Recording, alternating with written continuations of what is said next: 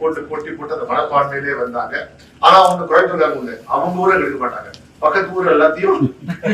தயாநிதி மாறனுக்கு இருக்க வாய் கொழுப்பு வேற யாருக்கும் இருக்காது. அவங்க எல்லாம் நல்லா இருப்பாங்க, ஆனா பக்கத்தூர்காரனுக்கு எடுத்து விட்டுருவாங்க. அப்படின்னா அது பேசுறப்போ செந்தில் பாலாஜி சிரிச்சுட்டு உட்காந்துருக்காரு. செந்தில் பாலாஜி யார்கிட்ட போய் ஓட்டு கேட்கிறாரு? கரூர் மக்கள்கிட்டயும் அந்த கோயம்புத்தூர் மக்கள்கிட்டயும் திருப்பூர் மக்கள்கிட்ட தான் வந்து நிக்கிறாரு. ஆனா அந்த மக்களை கேவலமா பேசினா இவங்க வந்து சிரிச்சுட்டு உட்காந்துருக்காங்க. அப்படின்னா இந்த திமுக பணத்திமுரு, ஆட்சியும் அதிகாரமும் நம்ம கையில இருக்கு, லட்சக்கணக்கான கோடிகள் கொள்ளையடிச்சு வச்சிருக்கோம், காசை விட்டு இருந்தா இந்த ஜனங்கள் ஓட்டு போட்டுருவாங்க அப்படின்ற அந்த அதிகார மமதை வந்து தலைக்கு ஏறி கிடக்கு, உச்சத்துல இருக்கு இந்த திமுக இருக்க ஒவ்வொருத்தருக்கும்.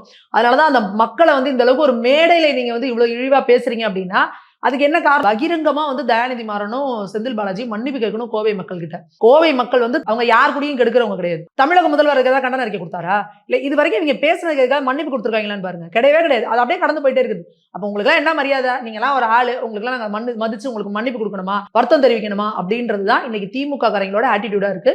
இதுக்கு கடுமையான கண்டனங்களை தெரிவிச்சுக்கிறோம். கோவை மக்கள் கிட்ட அவங்க மன்னிப்பு கேட்கணும்.